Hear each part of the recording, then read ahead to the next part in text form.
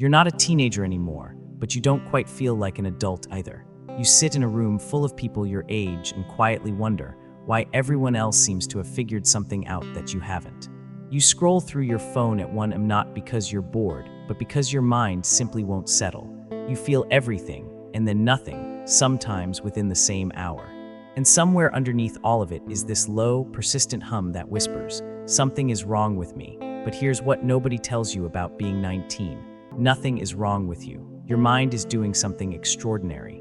And by the end of this, you'll understand exactly what that is. What's happening inside your head right now is not confusion. It's construction.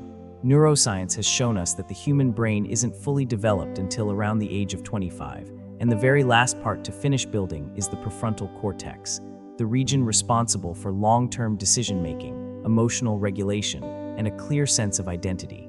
At 19, you are living inside a mind that is still mid-renovation. The wiring for who you are is actively being laid down. This isn't a flaw in the design. This is the design.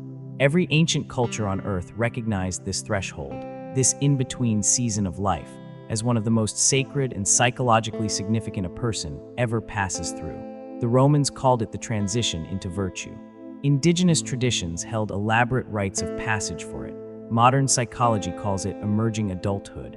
What all of them understood is that this season isn't meant to feel stable. It's meant to feel like searching. And searching, by its very nature, feels uncomfortable. The discomfort you feel isn't a signal that you're failing. It's a signal that you're alive and growing. The psychologist Erik Erikson spent decades mapping the emotional landscape of human development, and he identified your exact stage with striking precision. He called it the crisis of identity versus role confusion, a period where the self is being tested, tried on, and sometimes torn apart, not out of weakness, but out of psychological necessity. You might find yourself cycling through different versions of who you are, changing your opinion on things you were certain about last year, feeling drawn to ideas or people that surprise you. This isn't instability. This is your mind doing its deepest work. Erikson believed that people who move through this period with genuine exploration, rather than just adopting whatever identity is handed to them, come out the other side with something rare and durable. A self they actually chose. The confusion you feel isn't random. It has a direction. It is quietly pointing you towards something authentic. You are not falling apart. You are becoming more precise about who you are, and that process is never clean or comfortable while it's happening. If your emotions at 19 feel louder than they probably should, there is a real neurological reason for that. The amygdala, the emotional processing center of your brain, is highly active during this period of life, while the prefrontal cortex that would normally moderate those emotions is still developing. What this means in plain terms is that you are feeling first and reasoning second, almost every time. And this isn't weakness. In fact, this emotional intensity is precisely what makes young people the most creative, the most empathetic, the most willing to question systems that everyone else has simply accepted. The philosopher and psychologist William James wrote about this period of life as one of the only times a human being is genuinely open to transformation, open to new belief, open to becoming. The rawness you feel is not something to be fixed. It is something to be understood. Your nervous system is not overreacting. It is responding to a world it is still learning to navigate, with tools that are still being sharpened. That is not a flaw. That is the human condition, concentrated. There is a specific kind of loneliness that belongs almost entirely to being 19. It is not the loneliness of being physically alone. It is the loneliness of feeling fundamentally unseen, of carrying an interior world so complex and contradictory that you can't quite find the words to explain it to anyone, including yourself.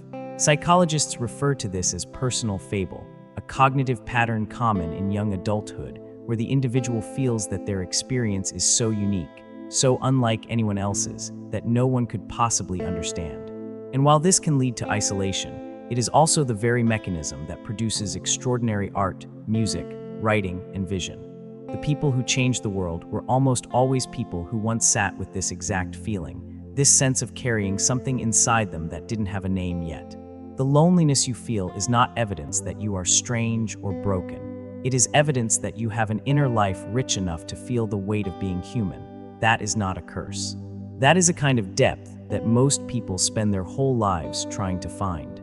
Somewhere along the way, The world decided that 19 is old enough to choose a career, a direction, a life. And so you are handed enormous decisions at the exact moment your sense of self is most fluid. This mismatch is not your failure, it is a cultural one. In many non-Western traditions, the idea of locking in your identity and your purpose at 19 would be considered not ambitious but premature, even harmful. The Japanese concept of ikigai, meaning the reason you wake up in the morning, is understood as something that emerges slowly over a lifetime of living, not something declared at 19 in a university application. The pressure you feel to already have the answers is borrowed pressure. It came from outside you, and somewhere inside, your mind knows this, which is why it resists, why it wanders, why it refuses to fully commit to a version of yourself that hasn't been tested yet. That resistance isn't laziness or fear. It is your psychology protecting the space you need to grow into. Here is the moment where everything reframes. The cultures and systems around you have taught you to read confusion as a problem to be solved, a symptom to be treated, a sign that something has gone wrong. But what if confusion, at this particular stage of life, is actually a form of intelligence? The psychologist Jean Piaget observed that the most significant cognitive growth happens not when we confirm what we already know, but when we encounter something that doesn't fit, when the mind is forced to reorganize itself around new information. He called this disequilibrium, and he considered it not a crisis, but the engine of all real learning. Your confusion is disequilibrium. Your uncertainty is your mind actively reorganizing at a level most adults have long since stopped doing. The people around you who seem certain, who seem settled, who seem to have it all figured out, many of them stopped asking the questions you are still asking. And while that certainty looks peaceful from the outside, it often comes at the cost of growth. You are still asking, you are still open. That is not your weakness. That is your greatest psychological asset. If you've made it to the end of this, I want you to sit with something for a moment. Being 19 and feeling lost, intense, unseen, uncertain, that is not a sign that you are behind. It is a sign that your mind is doing the most profound work it will ever do. You are not broken. You are not behind. You are not too much or too little or too confused to find your way. You are in the middle of something that every human being who ever became someone meaningful had to pass through. And you are passing through it right now, in your own quiet way, in your own unrepeatable time. You are not alone in this.